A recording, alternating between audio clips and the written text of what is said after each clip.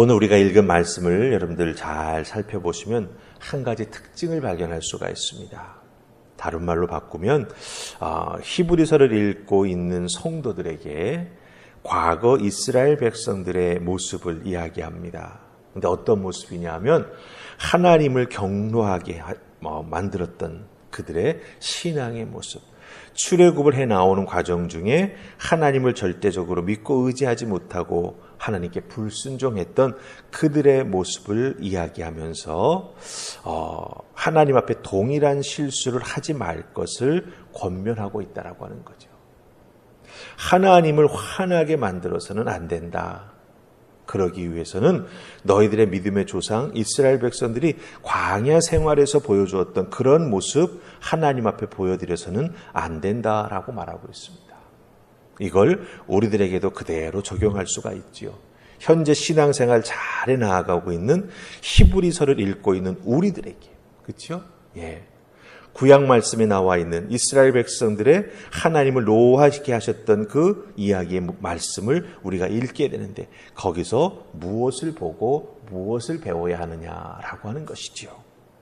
여러분들 우리들이 신앙생활에 나아가면서 구약에 나오는 이스라엘 백성들에게 진노하셨던 그 하나님의 그 동일하게 진노하시는 모습을 경험하지는 않습니다.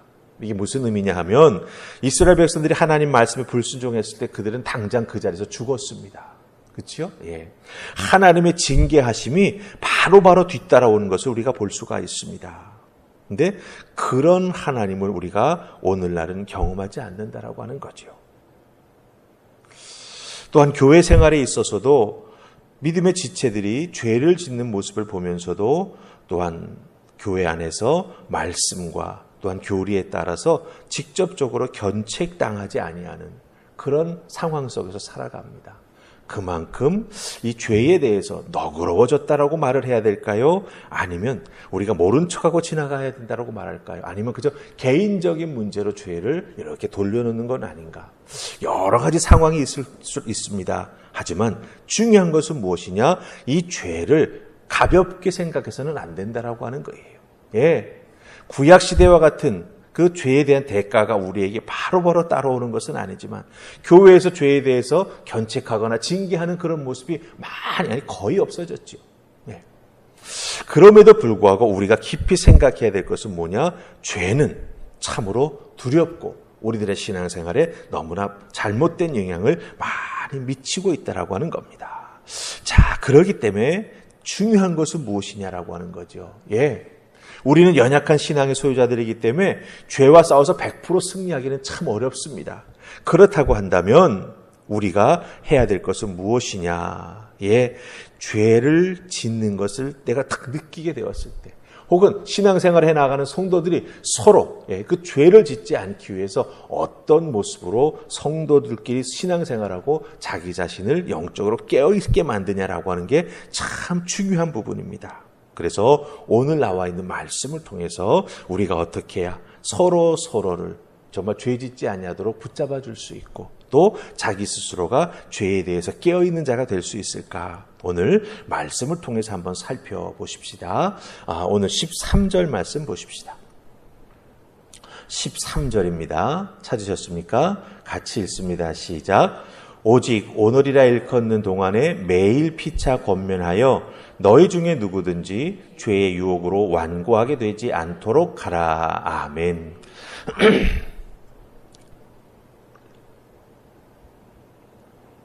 자, 먼저 이 13절 말씀 전체에서 제일 중요한 표현이 나오고 있습니다. 뭐냐 하면 오직 오늘이라 일컫는 동안에 매일 요 표현이에요. 요 표현. 네.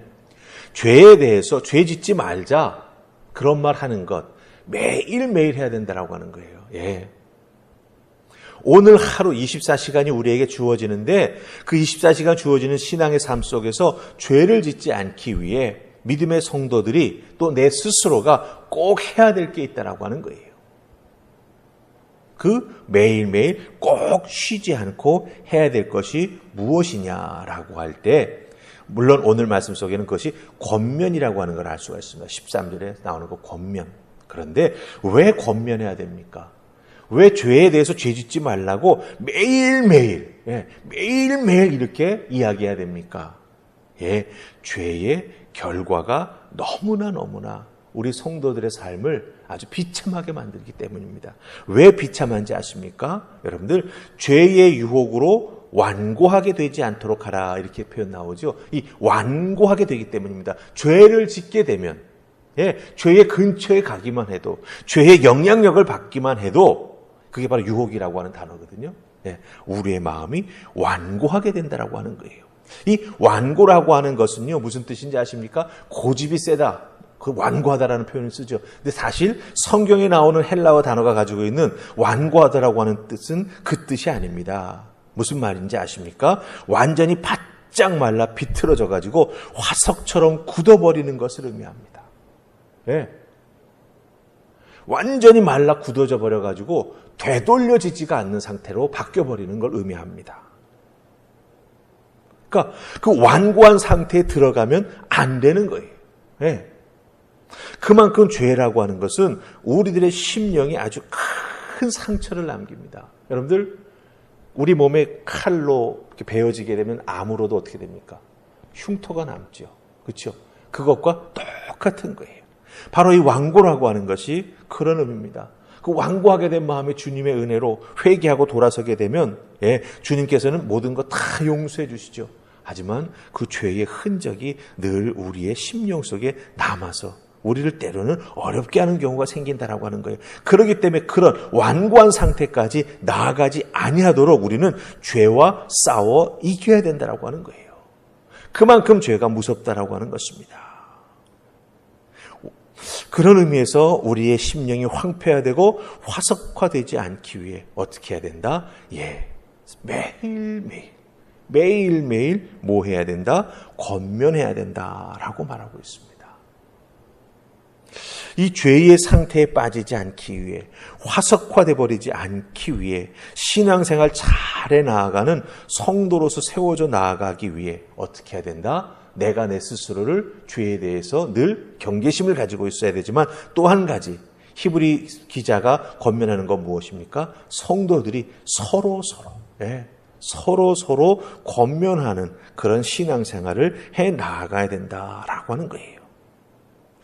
이 권면, 어떤 권면을 해야 될까요? 죄 짓지 마.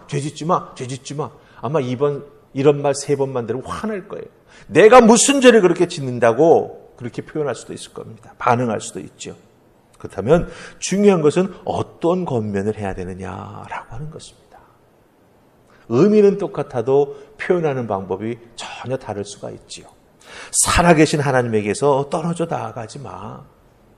나와 함께 뜨겁게 신앙생활에 나아가자. 말씀의 은혜를 나누고 서로를 우리가 붙잡아주고 지탱해 줄 수 있는 그런 관계가 되자. 여러분들, 우리 한국 사람들이 지금은 많이 없습니다만 옛날에 지게 있죠. 지게 지고 다니는 거. 지게를, 물건을 싣고 내리기 위해서는 꼭 지게를 세워놓아야 합니다. 그렇죠? 세워놓는데 꼭 지게꾼들이 짚고 다니는 게 뭐죠? 지팡이가 있어요. 짝대기. 여러분들, 그거 지게에다 짐을 아무리 잔뜩 실어도 그 작대기 하나를 딱 받쳐놓으면 지게가 딱 서서 넘어지지 않습니다. 권면하는 성도의 관계는 바로 그런 관계예요. 죄의 짐에 눌려서 어쩔 줄 모르고 괴로워하고 쓰러질 것 같고 정말 죽을 것 같은 그 믿음의 식구에게, 내가 잘 알고 있는 내 형제자매에게 내가 어떤 역할? 그 지게의 지렛대와 같은 역할, 그 지팡이와 같은 역할, 죄의 무게로 인해서 쓰러지지 마. 딱 받쳐줄 수 있는 것. 그게 바로 권면해 준다라고 하는 것입니다. 잔소리하는 게 권면이 아닙니다. 살아계신 하나님에게서 우리 떨어져 나아가지 말자. 너의 죄의 무게를 내가 같이 받쳐줄게. 그 죄 빨리 주님 앞에 나아가서 내려놓고 자유함을 누리자. 위에서 중보기도 해주고 함께 손잡고 믿음의 삶을 살아가고 도와주는 것, 그게 바로 권면하는 진정한 모습이다라고 하는 거예요. 하나님은 참 생명의 근원이시지요. 인간에게 하나님의 호흡을 허락해 주셔서 사람이 생명이 될 수가 있었습니다. 그 생명이 될 수 있도록 우리에게 호흡을 허락해 주신 하나님에게서 멀어지기 시작한다면 어떻게 됩니까? 우리는 영의 호흡이 가빠질 수밖에 없습니다. 영적인 호흡을 제대로 쉴 수가 없게 되죠. 그럼 어떻게 됩니까?